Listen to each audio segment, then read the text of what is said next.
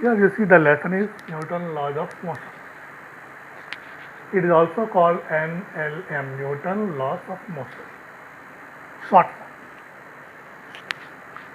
Now in this law, Newton's laws of motion, first law, what we learned? Definition of the force and inertia. What is the definition of force? The physical quantity which can change the state, shape and size of the body is called force. Is called force. So what is a force? Force can change the state of the body, shape of the body and the size of the body. So state means we can say that the body is in rest. Unless we apply force, it will not come in a motion. To bring the rest body to motion, we have to apply the force. And the body is already moving.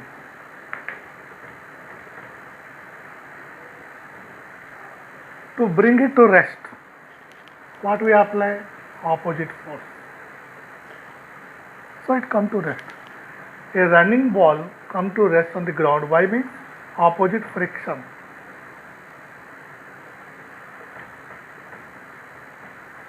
So due to this friction, the running ball come to rest. So these all happening how? By applying the force. So why to apply the force? I told you to change the state of the state. So state means rest or motion. So the body which is in a particular state, it want to be in that state only. The tendency of the body to be in a particular state is called inertia. Inertia means tendency of a body to be in a particular state. So the body which is in rest, it always want to be in the rest. I gave you an example for this. A coin is placed on the cardboard and cardboard is on the glass. Now when you remove the cardboard fast, the coin fall down here. Why? Though the cardboard is moving, the coin still is in the rest. So it fall down. In the same way, when you are sitting in the bus, rest bus, and the bus start moving, so your seat part will move along with the bus and your upper part remains in rest. So it fall back. So this is due to the inertia of rest. In the same way, in the bus example again we take running bus. We are all sitting and bus suddenly break. So what happens? You fall front because the seat part come to rest along with the bus, but your upper part still moving. So you fall front. That is due to inertia of motion. And one more example, the luggage with the wheels, trolleys, etc. Are placed in the bus. When bus stops suddenly, the wheel luggage moves towards the driver. Why? Due to inertia of motion. Bus stopped, but luggage is still in the moving condition. So it moves forward. That is inertia of motion. And inertia of direction, when bus is moving in this way and it takes the right turn, then you feel that you are falling towards left. Not feeling, really fell, unless you hold something. Why? Means you are moving straight, body is moving straight, but bus moves towards right. So what happens? You fall towards the left side. So that is due to inertia of direction. If you stand straight and start rotating yourself like fast and come to stand in rest still, then what happens? You can't stand straight. You fell down this side or that side. Why? Because of inertia of rotation. And electric fan also, you see, when you off the fan, running fan, it won't stop suddenly. It will rotate sometime. Why? Due to inertia of rotation. So these are the inertia of rotation or the inertia of direction.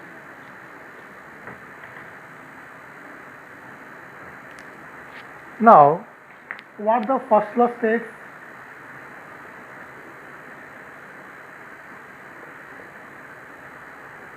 Every body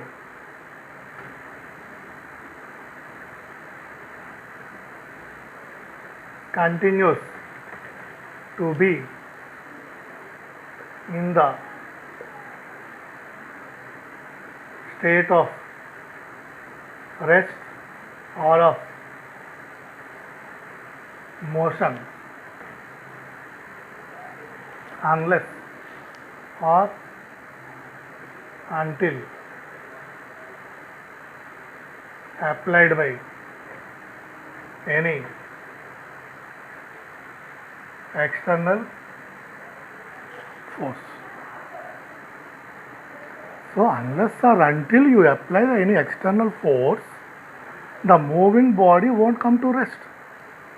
The rest body won't come to the moving. That is called first law. Okay. So, this is also called law of inertia. Why? Here only we learnt about the inertia. That means tendency of the body to be in the particular state unless or until you apply the force. So force makes the body here to change its state. So inertia, how to change its inertia? We learned it in the first law. This is called law of inertia, and also giving the definition of force. These two things we are getting in the first law. And now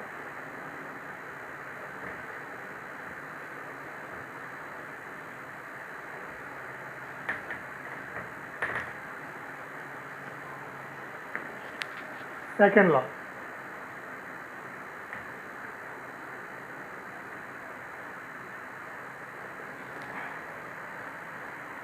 Before the second law, when body is in rest, you apply the force. Then body start moving. Start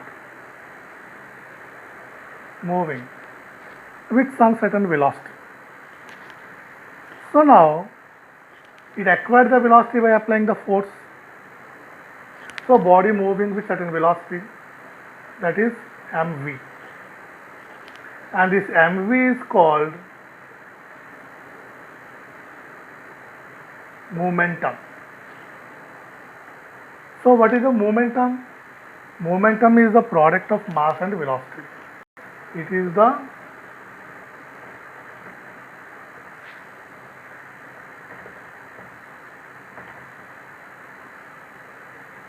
product of mass and velocity. Okay. So momentum is indicated by P, that is equal to mg. Suppose mass is of 2 kg. Let mass is equal to 2 kg. Moving with a velocity of 2 meter per second square. Then momentum is equal to what? So momentum is equal to 2 into 2, 4 kg meter per second square. So that is the momentum. Okay.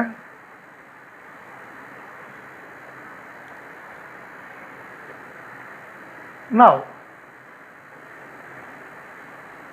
remember this momentum here. Second law. Now what the second law states? Second law states that the rate of change of momentum is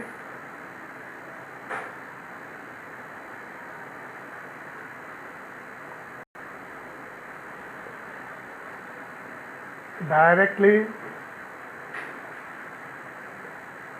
proportional to force applied, and it is in the direction of force.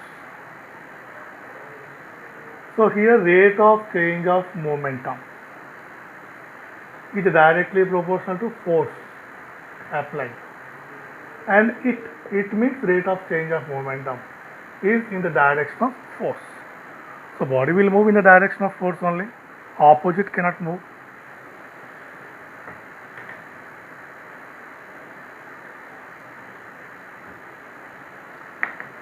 And now here, let's see the derivation of the force. Derivation of force. First,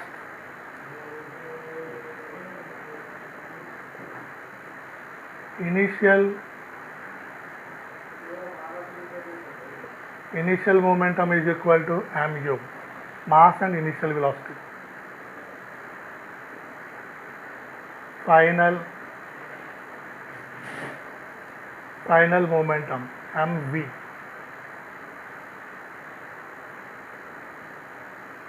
Change of momentum, that is equal to mv minus mu.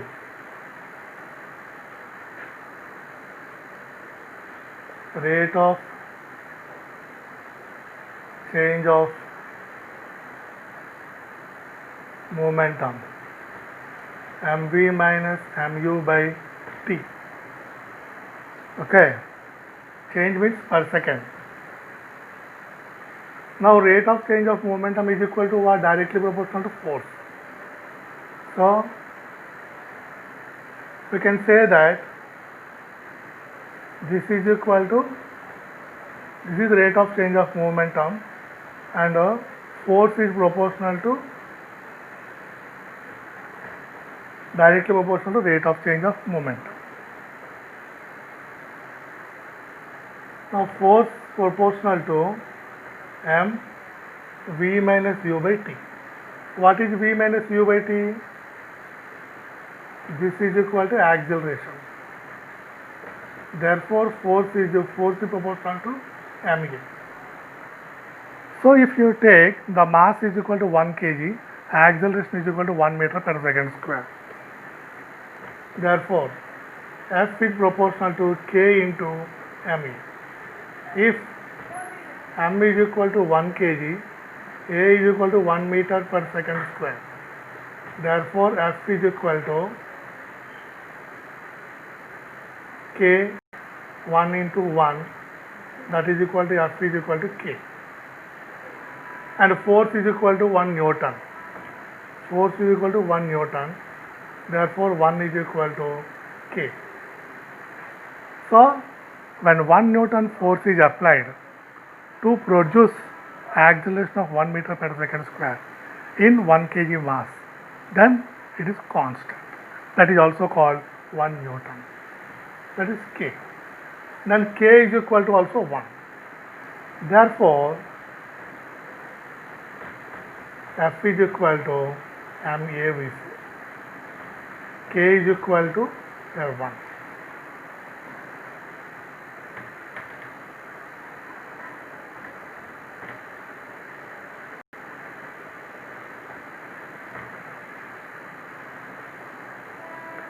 So what are the units of force now?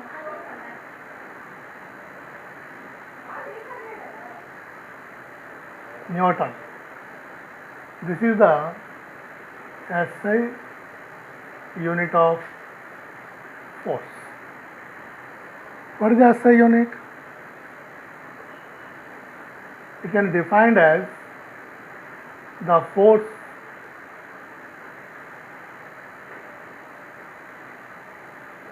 which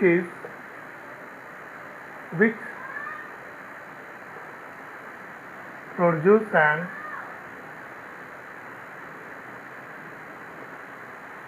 acceleration of 1 meter per second square on the mass of 1 kg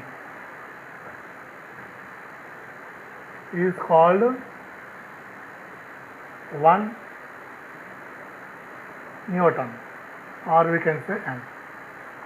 So what is a 1 Newton? It is a force which produces an acceleration of 1 meter per second square on the mass of 1 kg is called 1 Newton. And smaller unit is dyne. What is 1 dyne? It is a CGS unit. So what is this? The force which produce an acceleration of 1 centimeter per second square on the mass of 1 gram is called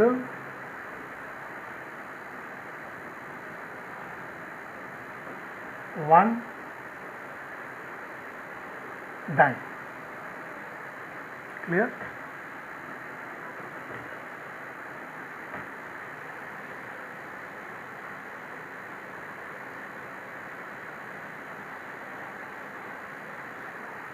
Okay.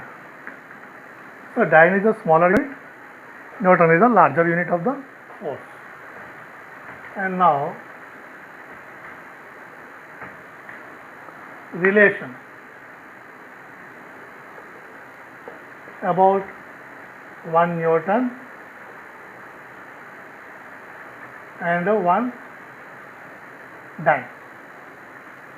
So 1 Newton is equal to 1 kg into 1 meter per second square, mass into acceleration. Okay, that means 1000 grams into 100 centimeter by second square.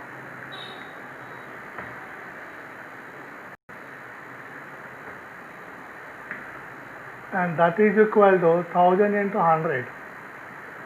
10, 1, 2, 3, 4, 5 gram by second square.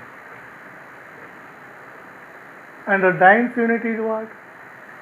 1 gram by second square. So how many here? 10,000.